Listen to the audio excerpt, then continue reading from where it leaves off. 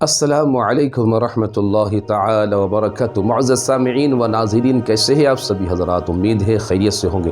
اللہ سبوں کو اپنے حفظ و امان میں زندگی عطا فرمائے، بابرکت زندگی عطا فرمائے۔ معزز سامعین و ناظرین، ایک بہت ہی اہم مسئلہ لے کر پھر سے آپ حضرات کے سامنے حاضر ہیں۔ امید ہے غور سے سنیں گے، سمجھنے کی پوری کوشش کریں گے اور پھر عمل ضرور کریں گے، دوسروں تک ضرور پہنچائیں گے۔ مسئلہ ہے سورج گرہن سے اور چاند گرہن سے متعلق۔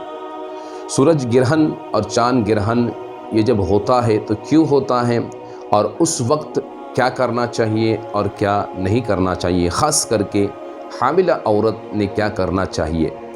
اس لیے کہ سورج گرہن اور چاند گرہن کے وقت میں معاشرے کے اندر جو پریگننٹ عورتیں ہوتی ہیں، جو حاملہ عورتیں ہوتی ہیں، ان کے متعلق کچھ ایسی باتیں پھیلی ہوئی ہیں جو سنی سنائی باتیں ہیں اور چلتے آ رہی ہے، اور ہمارے معاشرے کے اندر وہ باتیں اس طرح سے جڑ پکڑ چکی ہے کہ اب انسان اس کو حقیقت سمجھ کے اس پر عمل کر رہا ہے۔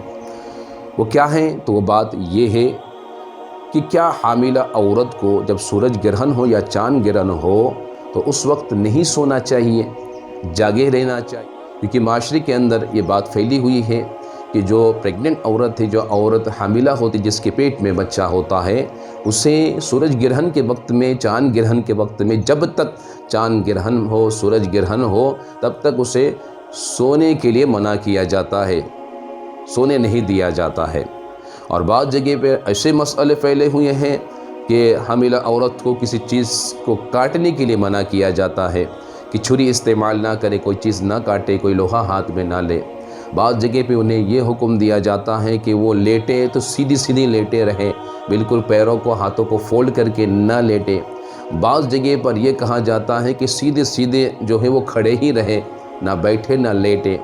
بعض جگہ پر یہ کہا جاتا ہے کہ حاملہ عورت اپنے پیٹ کو نہ کھجائے، اور ان کاموں کو منع کرتے ہوئے انہیں ڈرایا اس بات سے جاتا ہے کہ اگر ایسا کریں گے، ان کاموں میں سے کوئی کام کریں گے تو بچہ اندھا، لنگڑا، لولا اور عیب دار پیدا ہوگا، سورج گرہن کا، چاند گرہن کا بچوں پر اثر ہوگا۔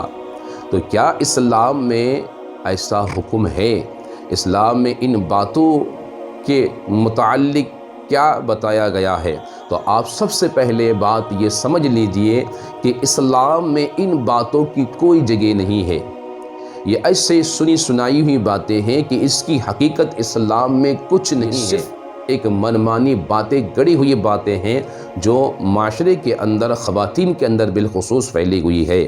اس کی اسلام میں کوئی حقیقت نہیں ہے۔ اللہ کے رسول نے نہ ان کاموں سے منع فرمایا ہے، نہ اللہ نے منع فرمایا ہے، نہ ہی یہ کام کرنے سے بچے پر کوئی اثر پڑتا ہے۔ بچہ کس طرح پیدا ہوگا، بچے کی تخلیق کیسے ہوگی، یہ خالق کائنات کی قدرت میں ہے۔ وہ جس طرح چاہے گا بچہ اس طرح پیدا ہوگا۔ لہٰذا یہ جو ذہنیت بنی ہوئی ہے کہ یہ سب کام کرنے سے بچوں پر ایسا اثر پڑتا ہے، یہ بالکل غلط بات ہے۔ تو پھر سوال یہ سورج گرہن ہوتا کیوں ہے، چاند گرہن ہوتا کیوں ہے؟ یاد رکھیے، چاند گرہن، سورج گرہن جو ہوتے ہیں، اللہ تعالیٰ کی قدرت کو ظاہر کرنے کے لیے ہوتا ہے۔ کائنات کے اندر کوئی بھی کام جو ہوتا ہے، اللہ تعالیٰ کی رضا پر سارے کام ہوتے ہیں۔ یہ سورج کی گردشیں، یہ چاند کی گردشیں، یہ لیل و نہار، یہ قدرت، یہ ہوائیں، یہ تمام پانی، بادل کا برسنا، یہ ساری پوری کائنات کا نظام، یہ اللہ کی قدرت میں ہے، اللہ اسے چلا رہا ہے۔ اللہ نے ان کاموں پر اس کے فرشتوں کو متعین فرمایا ہے اور یہ کام ہو رہے ہیں۔ تو لہٰذا جب سورج گرہن ہوتا ہے، چاند گرہن ہوتا ہے، تو یہ اللہ کی قدرت کو ظاہر کرتا ہے۔ اللہ تعالیٰ اپنی قدرت کو ظاہر کرنے کے لیے ایسا فرماتا ہے۔ اور یہ سورج گرہن، چاند گرہن صرف آج کے دور کی بات نہیں ہے، نبی کریم صلی اللہ علیہ وسلم کے دور میں بھی واقع ہوا ہے۔ ایک مرتبہ آقا کریم صلی اللہ علیہ وسلم کے صاحبزادے ابراہیم کا جب انتقال ہوا تو سورج گرہن ہوا۔ لوگوں کے اندر یہ ذہنیت بنی، لوگ یہ سوچنے لگے اور یہ عقیدہ بنا لیے لوگوں نے کہ جب کوئی مقدس ہستی کا انتقال ہوتا ہے تو اس وقت سورج گرہن ہوتا ہے۔ جب آقا کریم صلی اللہ علیہ وسلم کو اس کا علم ہوا، آقا نے ارشاد فرمایا کہ ایسا نہیں ہے۔ کوئی مقدس ہستی جب انتقال ہو، کوئی محبوب انسان انتقال کر جائے، اللہ کا پسندیدہ بندہ انتقال کر جائے اور پھر سورج گرہن ہوتا ہے، نہیں، بلکہ اللہ تبارک و تعالیٰ اپنی قدرت کو ظاہر فرماتا ہے۔ ایسے ہی ایک مرتبہ سورج گرہن ہوا تو آقا کریم صلی اللہ علیہ وسلم بہت گھبرا گئے، اس قدر گھبرائے کہ ایسا لگ رہا تھا کہ قیامت برپا ہونے والا ہے۔ تو آقا کریم صلی اللہ علیہ وسلم گھبرا کر مسجد کی طرف رجوع ہو گئے اور مسجد میں جا کر اللہ کی بارگاہ میں سجدہ ریز ہوئے، نماز ادا کی۔ پھر آقا کریم صلی اللہ علیہ وسلم نے خطبہ دیے، جس طرح جمعہ کا جو خطبہ ہوتا ہے، خطبہ دینے کے بعد آقا نے ارشاد فرمایا کہ اے لوگوں، یہ سورج گرہن، یہ چاند گرہن جو ہوتا ہے، یہ اللہ تبارک و تعالی اپنے قدرت کو ظاہر فرماتا ہے، لہٰذا اس وقت تم کثرت سے اللہ کی طرف، اللہ کی بارگاہ کی طرف رجوع ہو جاؤ اور توبہ و استغفار کرو، اپنے گناہوں کی معافی مانگو اور اللہ کی پناہ چاہو ہر ایک بلا و مصیبت سے۔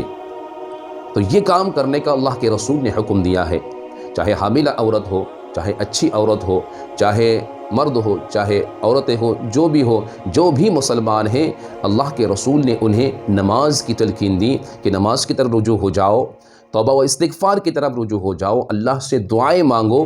یہ کام کرنا اسلام میں ثابت ہے اور ان کاموں کو کرنے کا حکم ہے، نہ کہ حاملہ عورت کی وہ سارے مسئلے۔ لہٰذا وہ جو باتیں ہیں جو معاشرے کے اندر پھیلی ہوئی ہے، بالکل غلط بات ہے، چاہے حاملہ عورت ہو، چاہے کوئی بھی عورت ہو، چاہے مرد ہو، اس وقت سورج گرہن جب ہو، چاند گرہن جب ہو، کثرت سے قرآن کی تلاوت کریں، کثرت سے عبادت کریں، توبہ و استغفار کی کثرت کریں، یہ سنت سے ثابت ہے اور اسلام نے یہ کرنے کا حکم دیا ہے۔ لہٰذا مجھے امید ہے کہ آپ سبھی حضرات کو اس ویڈیو سے بہت کچھ سیکھنے کو ملا ہوگا۔ آپ سبوں سے گزارش بھی کرتا ہوں کہ اس ویڈیو کو جلد سے جلد لوگوں تک پہنچائیں تاکہ لوگ ان باتوں سے باخبر ہو اور جہالت سے باہر آئے، اس غلط سلط سوچ سے باہر آئے اور جو اسلام نے طریقہ بتایا ہے اس طریقے پر عمل کرے۔ اللہ سبحانہ و تعالیٰ عمل کی توفیق عطا فرمائے۔ السلام علیکم ورحمۃ اللہ تعالیٰ وبرکاتہ۔